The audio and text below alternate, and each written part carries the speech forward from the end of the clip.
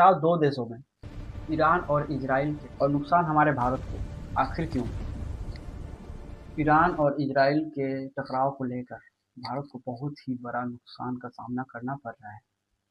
और वो क्या क्या है? सबसे पहला नुकसान भारत को ये हुआ है, क्रूड ऑयल महंगा हुआ है। मिडिल ईस्ट टेंशन की वजह से इंटरनेशनल ऑयल प्राइस ऊपर गया है। इंडिया ऑयल इंपोर्ट करता है, इसलिए पेट्रोल डीजल के दाम पे प्रेशर बढ़ गया है। दूसरा नुकसान जो भारत को ये हुआ है, शेयर मार्केट में गिरावट। ग्लोबल टेंशन बढ़ने से इन्वेस्टर डर जाते हैं, मार्केट डाउन होते हैं और रुपए की कीमत गिरता है। और जो थर्ड नुकसान है, शिपिंग और ट्रेड में दिक्कत। सबसे इम्पोर्टेंट रूट है स्टेट ऑफ हॉर्मुज। यहाँ रिस्क बढ़ने से इंश्योरेंस कॉस्ट और शिपिंग कॉस्ट बढ़ गई है। एक्सपोर्ट इंपोर्ट महंगा पड़ रहा है।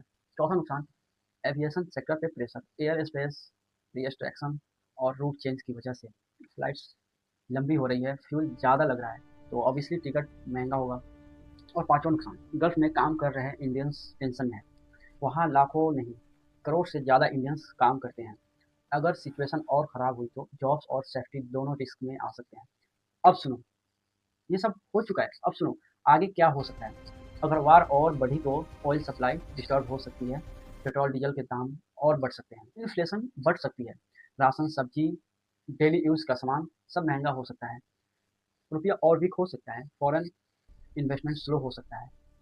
अगर कॉन्फ्लिक्ट रीजन में फैल गया तो एजुकेशन की सिचुएशन आ सकती है, जिससे गवर्नमेंट पर फाइनेंशियल और डिप्लोमेटिक प्रेशर बढ़ सकता है। यानी सीधी बात, लड़ाई उनकी है लेकिन इकोनॉमिक हिट इंडियन तक पहुंच रहा है।